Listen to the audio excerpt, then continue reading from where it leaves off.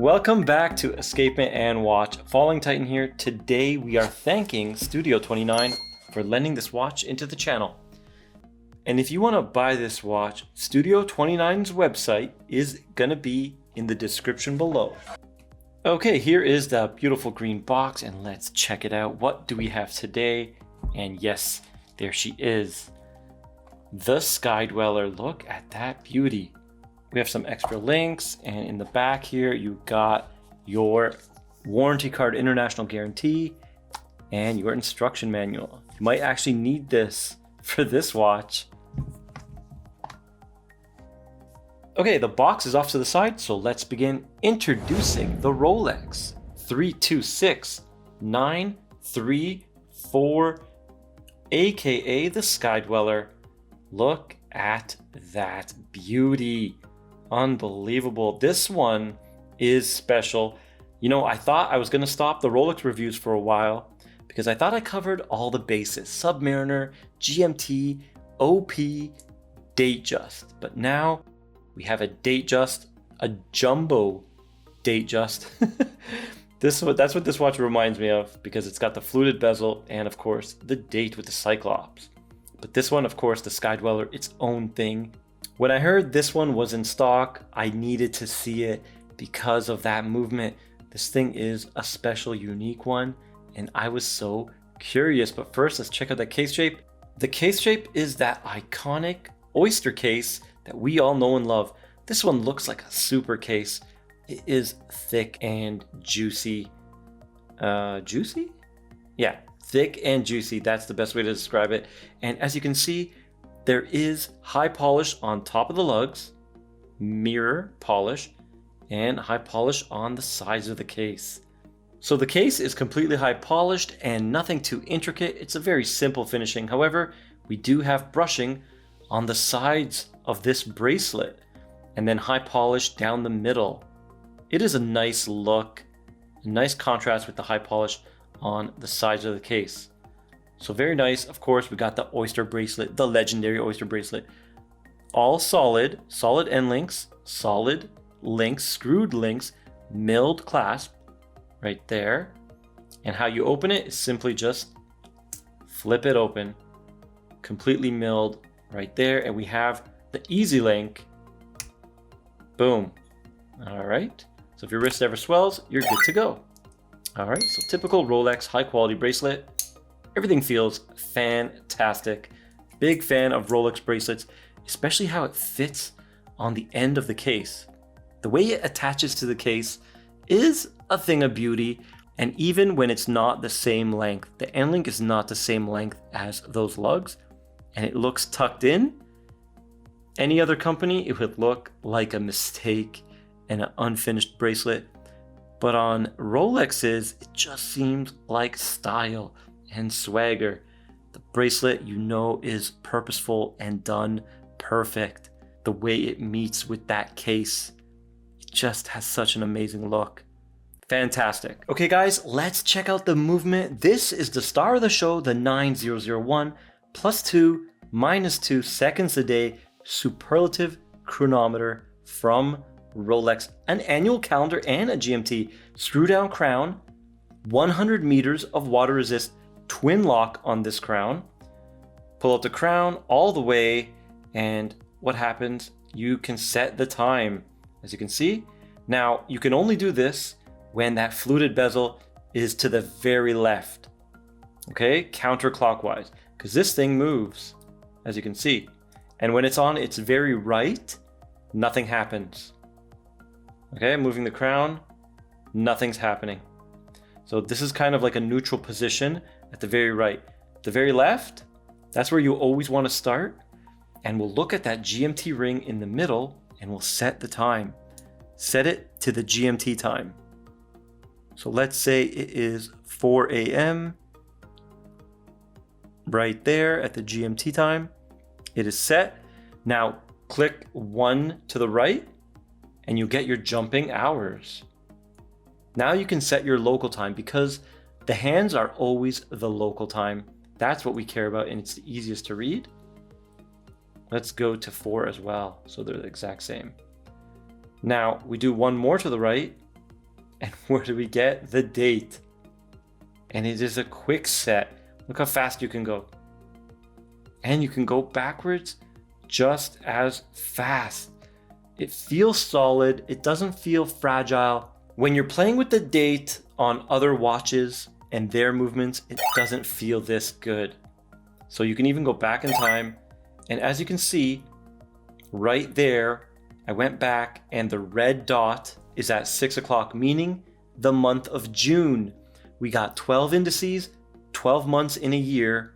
The red dot, or square, sorry, tells you what month you are in that year. So right now we're June 31st. There is no 31st in June, so let's go to 30.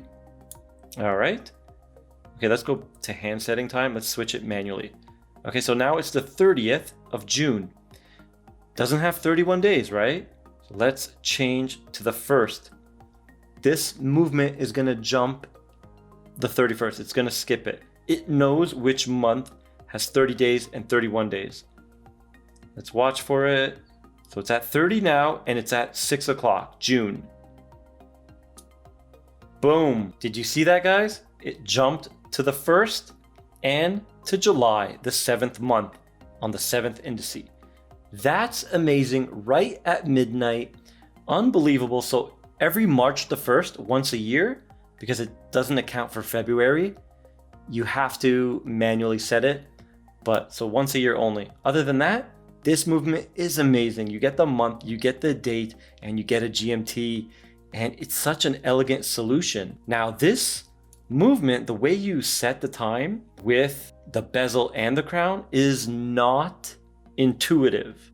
We're used to just using our crown and setting the watch, and then moving to a different position and setting the watch. Now, position 1 is just winding. It's easy to learn. You will get the hang of it quickly. All right. So an amazing movement. If you are a sky dweller, what does that mean? You dwell in the sky. You're always in the sky. You are a pilot. You are a frequent traveler for business. This is the watch for you. Of course, nowadays, with the world's situation, it's kind of useless, but you got to have the sky dweller ready for when the world gets back to normal and you're going to need to travel again.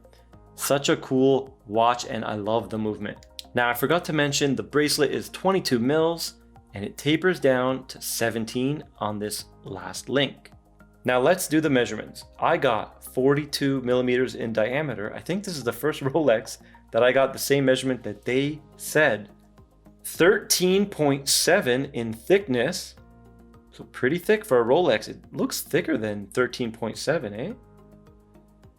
And a lug to lug of 50.5. So this one is a big one. If you're not used to Rolexes being this size, you might be surprised. Definitely try it on if you can.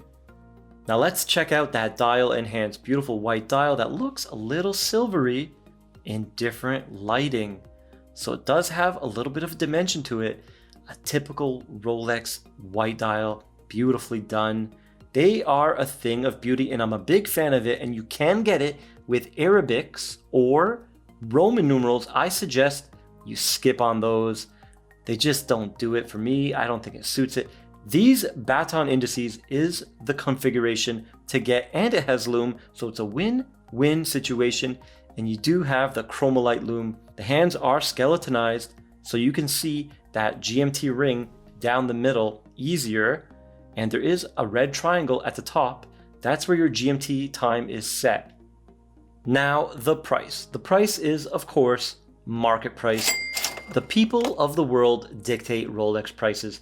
The RRP, the recommended retail price that Rolex sets out, is never the real price. Well, very rare. Here it is on my 6.5 inch wrist. What a beautiful timepiece. Now this one does wear pretty good. It is big, but it's definitely doable, and I have a 6.5 inch wrist. So a little bit of a chunky one, but it is definitely doable. All right, excellent. Let's check it out on the time graph. Here you can hear that 28.8 VPH, beautiful medium beat, 40 joules, 72 hours of power reserve, and of course, that parachrome hairspring, anti-magnetic. -2, -2, -1, 0.1 milliseconds in beat error. Let me mute it, but look at that amplitude, 310. Very powerful and a beautiful rate of -1. Okay, so that was 5 rounds. We're gonna do 8 rounds, but looking very accurate. No snowflakes. Well, 1, 2, 3 snowflakes. -1, -1, -1, and the final round, -1. Wow, very consistent. Let's see it 12 down. Okay, so we're gonna do 2 positions. Rolex regulates these to 6 positions, but first, see all those snowflakes? It's because it just got flipped and flopped. We're gonna reset and let's see how good its positional accuracy is. We always do get an amplitude dip, and that's what we're seeing here, 275 from 300, but still very powerful. I see a lot of watches go down to 240, 250 in this position. So this movement is amazing. The first reading, 0. Then we got 3, and 0.1 milliseconds in beat error, and then +3. All right, so the 5th round +2. 3 more rounds, so we did 8 rounds dial up, and now 8 rounds 12 down. But overall, of course, this movement performing unbelievable. +2, +2, +3, and the final number, +3. Here it is in the half lighting. Rolex calls this intense white, and it looks beautiful. I showed my wife this watch and all the features, and all she had to say was, "That's a cool watch." So right there, impressed. She doesn't get impressed easily, and good job Rolex for doing that. So now I have an excuse to buy this. Of course. So what do you guys think of the Sky-Dweller and its amazing movement? I think it is a little bit big and a little bit juicy, but it wears well. It hides its weight very nicely. So good job there in the design aspect. And it looks beautiful. It looks the business. It is serious, and I'm a big fan of that. And if you like this video, please like, share, and subscribe, and I'll see you in the next one.